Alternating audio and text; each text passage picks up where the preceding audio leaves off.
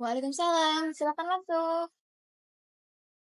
Halo, Halo, silakan duduk. iya, Selamat siang, Mbak.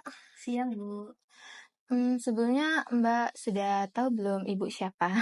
Belum tahu Bu. Sebelumnya Ibu perkenalkan diri dulu ya.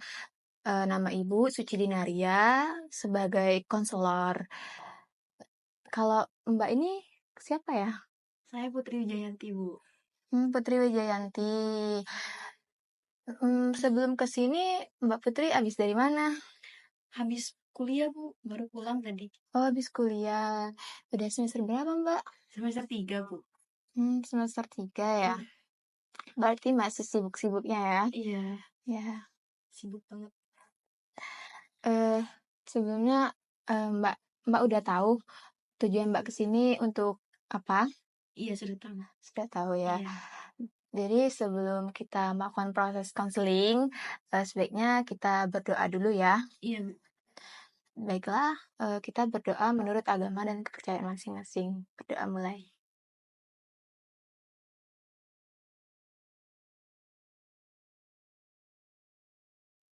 Nih, Mbak Putri, gimana kabarnya hari ini? Alhamdulillah baik Bu. Meskipun banyak pikiran yang membuat saya terganggu akhir-akhir ini. Iya. Oh, baik ya. Sebelum kita melakukan sesi konseling ya, eh, ada beberapa azas yang harus kita terapkan terlebih dahulu. Nah, kalau untuk konseling individual ini, yang paling utama itu azas kerahasiaan. Jadi, kalau misalnya Mbak Putri mau bercerita, Mbak Putri cerita saja karena insya Allah terjamin kerahasiaannya. Terus ada juga azas keterbukaan, berarti Mbak Putri harus mengungkapkan secara terbuka apa yang Mbak Putri rasakan. Iya. Baik, tadi Mbak Putri mengatakan kalau Mbak Putri itu rada ada yang mengganggu ya, Iya, kelelahan. Boleh Mbak Putri ceritakan apa yang Mbak Putri rasakan akhir-akhir ini? akhir-akhir ini saya merasa sangat kelelahan, capek, dan kesal Bu. Ini karena teman saya itu tidak berkontribusi dalam tugas kelompok, sehingga beban pekerjaan saya semakin berat untuk saya tanggung sendiri.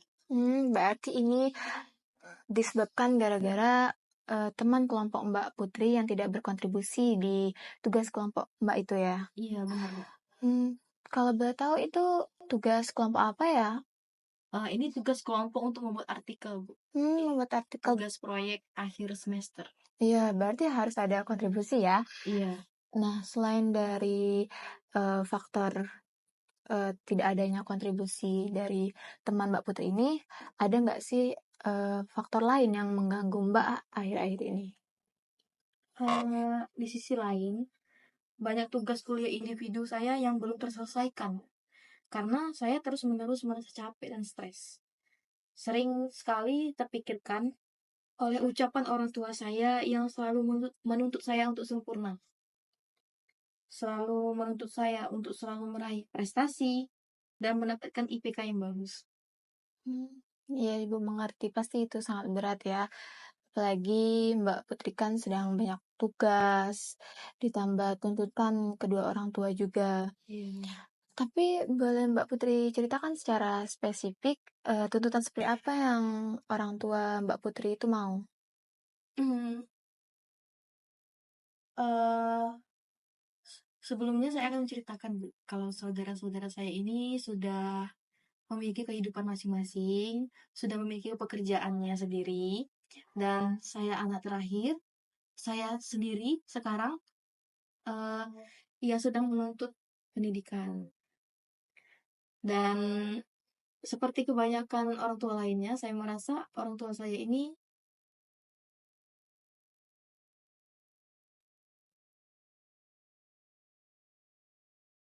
selalu menuntut saya untuk selalu sempurna, seperti apapun pekerjaannya, apapun masalahnya saya harus bisa menyelesaikan.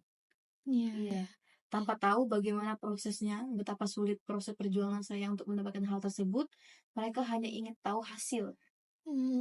Berarti keluarga Mbak Putri ini kurang, apa ya, kayak kurang peduli sama prosesnya, tapi intinya hasil itu harus bagus. Iya. Ya, baik Ibu, mengerti. Apa yang Mbak Putri rasakan ketika, satu sisi ada tekanan dari keluarga ini, terus satu sisi, tugas kelompok ini yang tidak bisa belum bisa terselesaikan karena teman-teman yang tidak bisa diajak kerja sama? Eh, Pokoknya ini sangat-sangat mengganggu pikiran saya, Bu. Ya. Saya merasa sulit untuk berkembang. Mhm, Istilahnya itu saya ngestak gitu. Mas. Berhenti di suatu fase. Tapi jadi Mbak Putri itu bingung ya mau Iya. melanjutkan, yang mana terlebih dahulu. Mm-mm. Mmm, Mbak Putri pernah nggak sih merasakan kalau misalnya dari faktor-faktor tadi mempengaruhi atau mental Mbak Putri, menyebabkan Mbak Putri, kayak sakit, kayak gitu? Iya. Akhir-akhir ini karena saya sering stres, saya jadinya sering marah, Bu. Mmm, Kadang marah tanpa alasan, seperti tindakan abusif, melempar barang, lalu dengan teman satu kosan saya sering marah. Tapi setelah marah saya mengetahui, sadar, "Ah, kenapa saya marah? Kenapa saya seperti ini?" tapi itu Mbak Putri menyadari ya kalau Iya, tindakannya itu salah. iya. Mmm, tapi, eee, lalu, eee, dari tindakan-tindakan itu apakah Mbak Putri itu merasa puas? Sebenarnya merasa sedikit puas, Bu.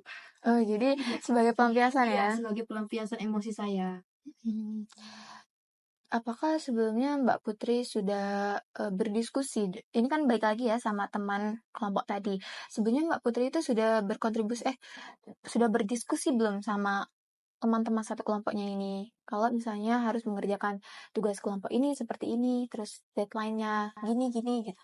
Iya, sebelumnya saya sudah pernah mengajak teman sekelompok saya untuk mengerjakan tugas bareng.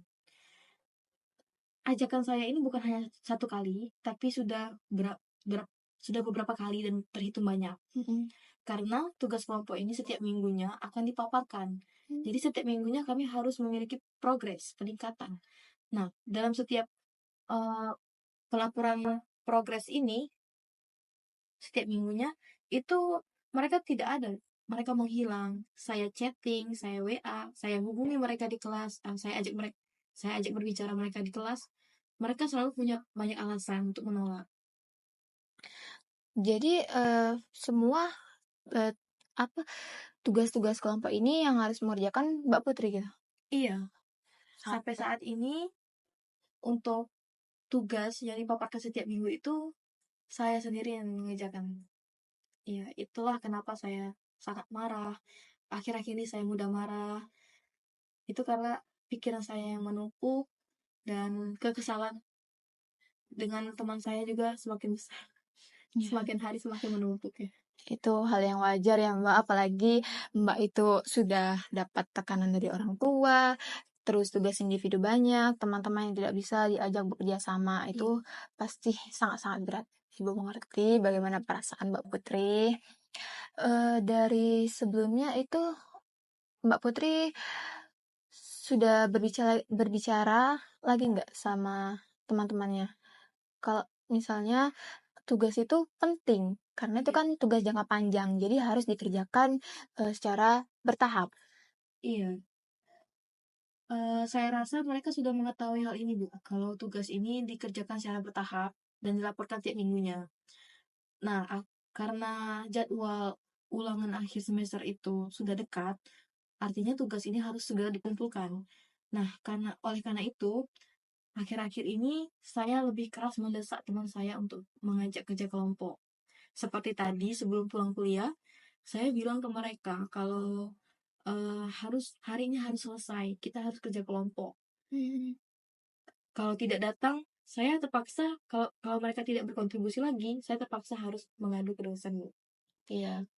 Lalu bagaimana respon yang mereka lakukan? Iya, alhamdulillah respon mereka mau mau Mmm, untuk bekerja sama. ya Iya, alhamdulillah.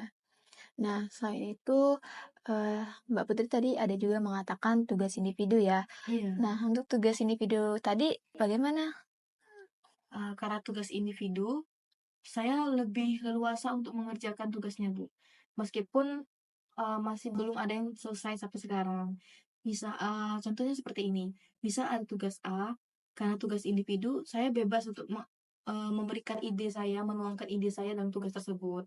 Saya bebas untuk mengerjakannya kapan saja, tanpa peduli dengan orang lain kan. Tapi kalau tugas kelompok, saya harus, eee, bermusyawarah atau berdiskusi dengan teman sekelompok bagaimana idenya, apakah mereka setuju. Jadi itulah kendalanya gitu. Nah, jadi tugas individu ini alhamdulillah bisa berjalan dengan baik sampai sekarang. Ya. Ya. Mbak Putri tadi juga mengatakan kan adanya faktor dari orang tua. Terus, apakah sudah ada solusi yang Mbak Putri lakukan untuk, apa ya, supaya merasa tidak tertekan dari omongan-omongan dari keluarga ini? Iya, saya kemarin itu pulang kampung. Saya mencoba kembali untuk berdiskusi, untuk berbicara dengan orang tua saya dan keluarga saya yang lain. Dan alhamdulillah saya merasa puas dengan jawaban mereka, merasa puas dengan respon mereka, tanggapan mereka, dan mereka setelah mengerti apa yang saya rasakan. Dan saya juga mengerti dengan yang orang tua saya rasakan. Ya, Hmm. betul.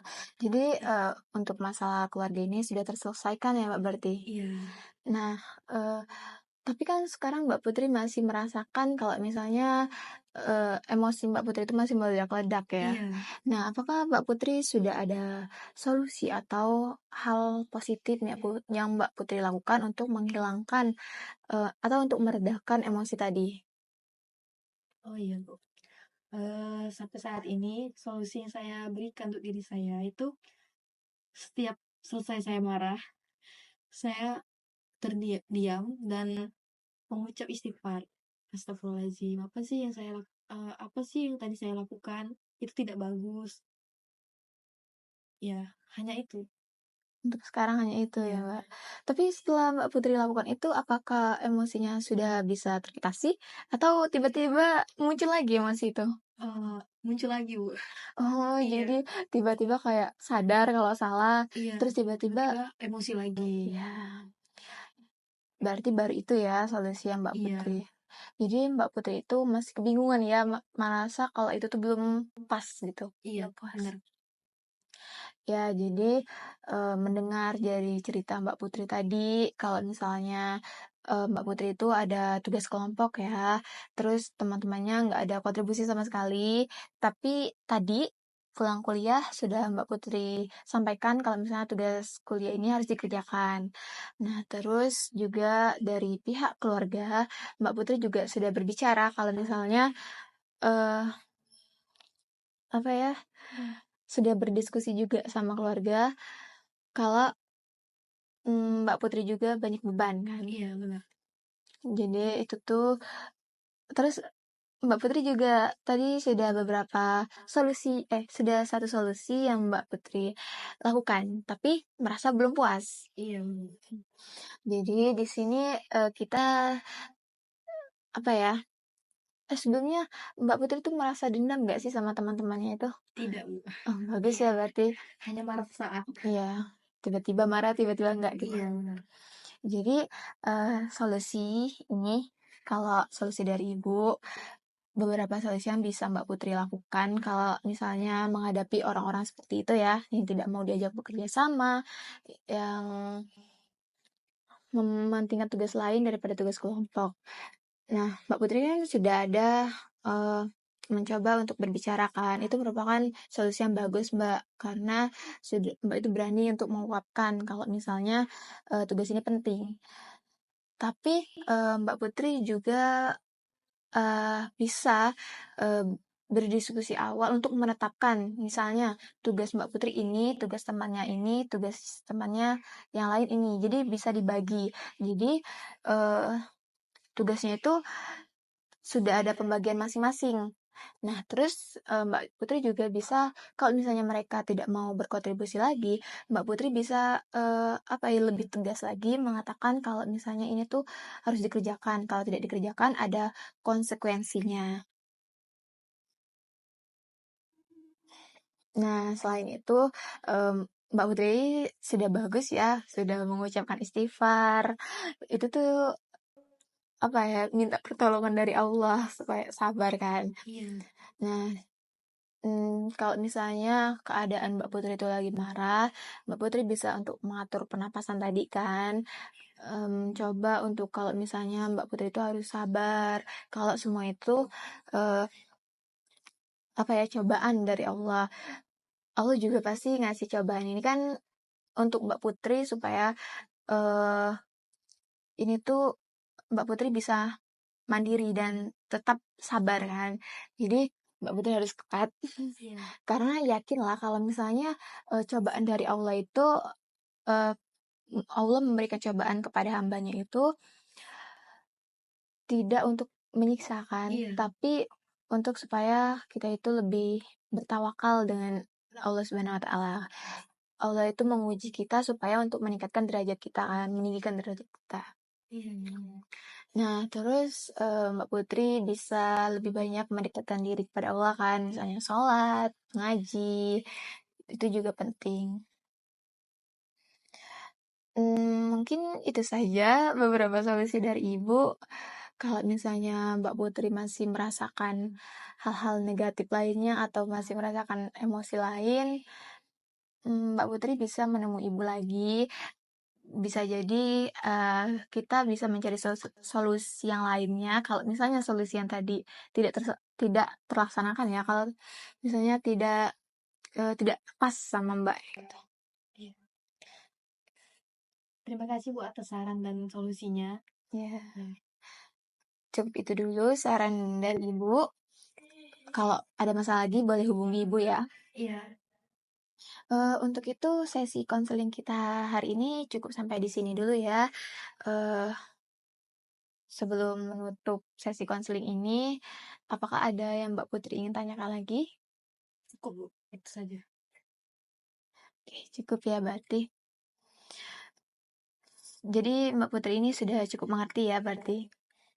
Oke, sebelum kita menutup sesi konseling ini, ada baiknya kita berdoa lagi ya. Semoga eh, sesi konseling ini dapat bermanfaat bagi Mbak Putri maupun Ibu sendiri. Iya.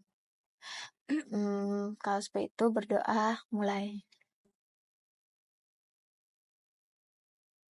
Itu sasi.